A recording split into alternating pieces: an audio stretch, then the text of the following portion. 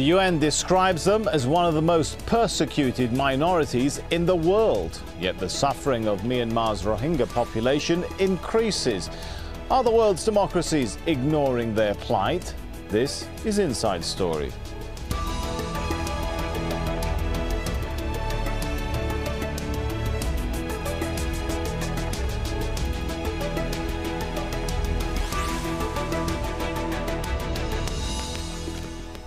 Hello and welcome to the programme. I'm Sami Zaidan. Well, they've been persecuted and discriminated against for decades, but few can even pronounce their name, let alone know their plight. Buddhist attacks on Myanmar's Rohingya Muslims have picked up in the last few weeks following the rape of a Buddhist woman. Well, human rights groups say security forces are also involved in the attacks. Thousands of Rohingyas have fled to Bangladesh, but thousands more have been refused entry. Well, for those who do make it across the border, their troubles are far from over. Nicholas Huck has their story in this exclusive report. This is what the Bangladeshi authorities don't want you to see. 300,000 Muslim Rohingya refugees from Myanmar living in makeshift camps along the Bangladesh border. Officially, Bangladeshi authorities do not recognize their existence, but in reality, Rohingyas are tolerated and are known as unregistered refugees. Entering this camp is restricted. Only a handful of international aid agencies work in these camps. They don't want to be filmed or named. They say if the world finds out what's happening here, then the Bangladeshi authorities will react by shutting their aid operation down, and these Rohingya refugees will no longer receive any aid. There's no electricity, no drinking water. The refugees are not allowed to work, go to school, or see a doctor. The Rohingyas are the world's most forgotten, abused people. The international community has not done its job over the years. But at the same time, just a year ago, the Bangladeshi government refused a $33 million UN program to assist the local communities. No one is allowed out of these camps, but most do because food aid is not enough. Those who can't find illegal work or sell the only thing they have, their food rations. Rohingya children suffer from malnutrition and diseases. Young girls as young as 14 are pushed into selling sex for money. No woman wants to do this, but I'm also a mother, and I would do anything to have the money to buy food to feed my children. This is one of the most deprived regions in one of the poorest countries in the world. Life for Bangladeshis living outside the camps isn't much better. Locals resent these Rohingya refugees because of the little help they do receive. We don't have enough ourselves. They are a burden to all of us. We don't want them here. Bangladesh border guards are ordered to push Rohingya refugees away. Thousands have been forced back to Myanmar. Still, they keep coming. Last month, sectarian violence left scores injured and 80 dead. Officially, ethnic clashes have stopped, but these refugees who have just arrived say the violence continues. The police and the army randomly attack us. It's clear they don't want us around. Myanmar's President Thein Sein says the solution to ethnic enmity in Myanmar's western Rakhine state is to either send the Rohingya to a third country or have the UNHCR look after them. But like Myanmar, Bangladesh doesn't want Rohingyas in its country. They're stateless, waiting for freedom to come and peace to settle. Nicholas Hawk, Al Jazeera, Kutupalong, along the Bangladesh-Myanmar border.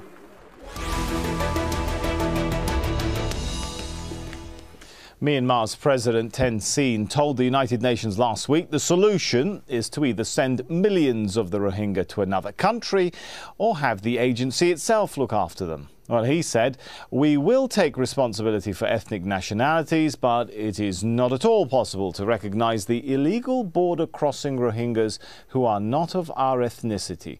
Well, President Thein Sein added the conflict is also a threat to the democratic and economic reforms his government has launched, warning that stability and peace, the democratization process and the development of the country, which are in transition right now, could be severely affected and much would be lost.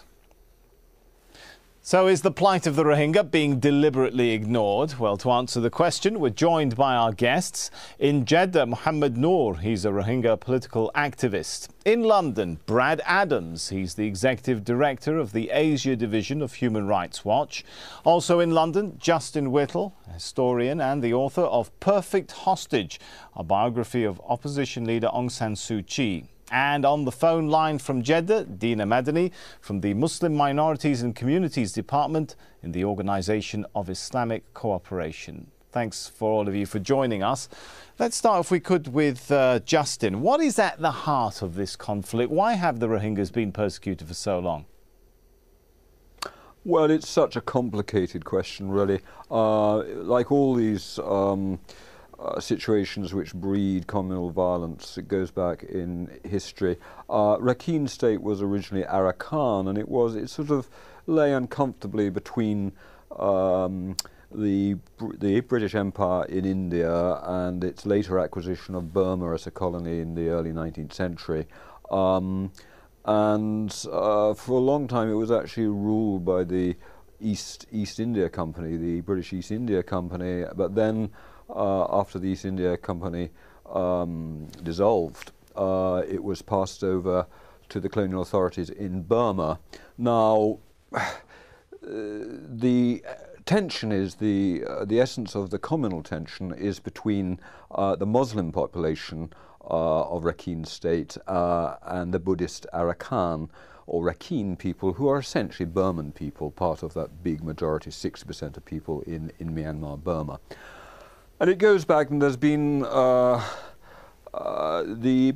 the English-British brought down a lot of seasonal labourers from Chittagong in Bengal to do farm work, and some of them stayed, and this was during the 19th century and early 20th century and so forth. So that's one big group. So basically we're talking about a group of an ethnic group brought into the country who the rest don't want to be there. Let's well, hang on. I mean, there've been Muslims there for centuries. The first were probably Arab traders.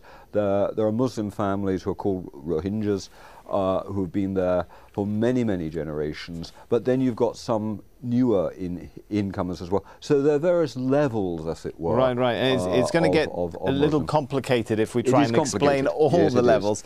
Brad, if we perhaps fast forward a little bit to more recent times, I mean, that conflict seemed to be dying down up until a while ago. Why did it pick up in the last few weeks? What's launched the latest rounds of Buddhist attacks on Rohingyas? Well, it's flared up periodically, so this is not completely new. But in May, there was an allegation that some Muslim men raped a Buddhist woman.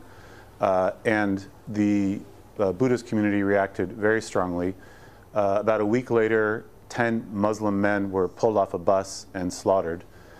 There was a reaction then from the Rohingya community to defend itself. And then we had what is called communal violence, each side attacking each other. And for the first few days, which is in early June, both communities were responsible. It's impossible to go back and be sure of exactly what happened, but it's clear that both communities attacked the other. But after that, starting around June 12th, the authorities came in on the side of the Buddhists, the Arakan Buddhists, and have been carrying out fairly systematic discriminatory policies since. There have been killings. There has been large-scale roundups of particularly young men from the Muslim community. And this kind of talk we heard from the president about deportation or segregation picked up by a lot, very sadly, of the democracy leaders in Burma. Not all, of course, but some, including some icons, have said some very disturbing things. So there's a lot of latent prejudice, racism, whatever you want to call it, inside Burma towards this community. And it's playing out right now. It's not over by any means. It's a tinderbox, and it could blow up at any time. It could blow up any time. Let's go to Mohammed. Do you feel, as a Rohingya Muslim, do you feel let down by the outside world, particularly by the Muslim world? Yes, exactly. We are here in Jeddah, which is almost considered the capital city of all Muslims and where OIC also reside.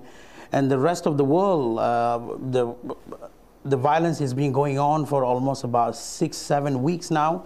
And now only we are talking about in mainstream media. And OIC is have not moved forward in any way. We have not seen any significant changes on the ground. Every day calls are coming from Burma. People are crying, and people are being tortured, and women are being raped, and things are continuously going.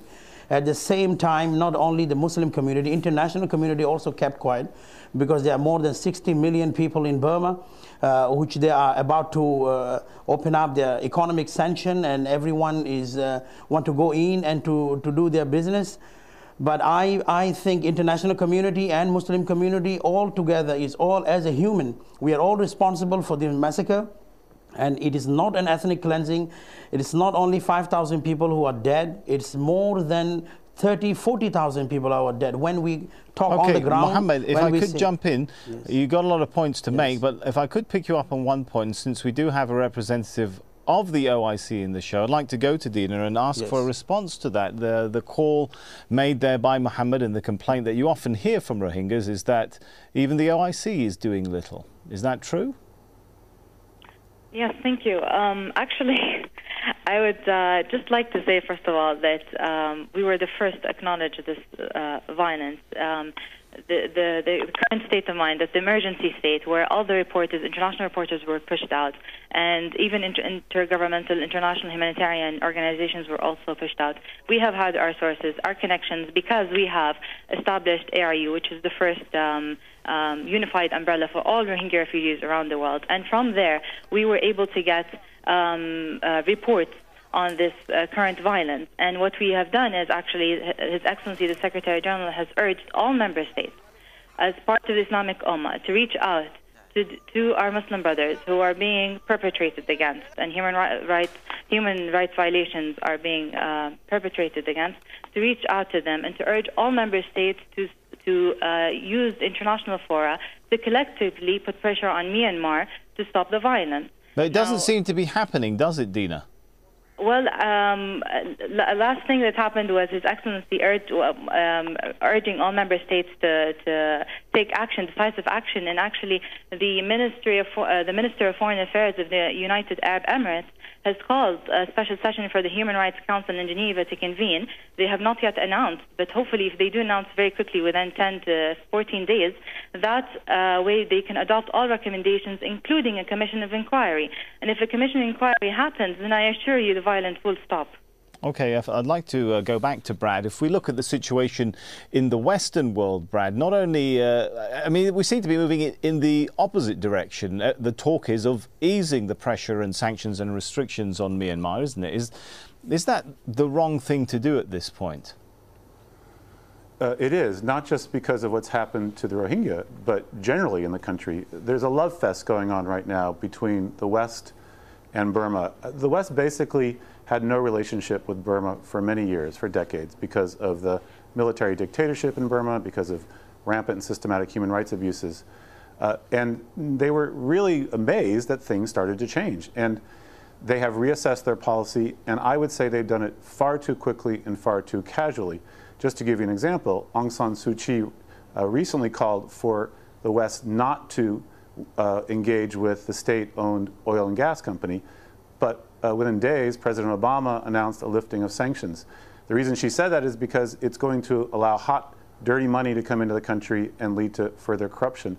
So in the context of this re-engagement that everyone's very excited about, and of course we are very happy that many democracy activists have been allowed out, that Aung San Suu Kyi has been allowed to run and gain a seat in parliament, and that her party has been legalized, there is a general amnesia about what has happened in the past, about the nature of the people who are still in power, a major misconception among many people, including the media, that Burma is now a democracy or close to being a democracy when it is not, and willingness to turn a blind eye to what's happened to the Rohingya. A year ago, if this had happened, I am sure the world would have come down very hard on the Burmese, including the Burmese president, who said really very despicable things about the Rohingya being deported or segregated. That's not part of a mature political discourse. It's actually a signal to continue to discriminate and to target the Rohingya. All right, let's take some of those points to Mohammed. How would you respond when you hear the president of Myanmar saying things like, simply, the Rohingya are not from our ethnic group, you don't belong here, or an illegal border crosser? The point that I would like to make here now, the Burma got independence in 1948. There was a massacre happened earlier than that, earlier than 6 years before 1942. We were still there, and our generation were there for many decades. It is true that we are not Burmese. We are an independent state. Arakan is an independent state, and Rohingya is one of the race of Arakan, not Burma. So we do not call ourselves as a Burmese, but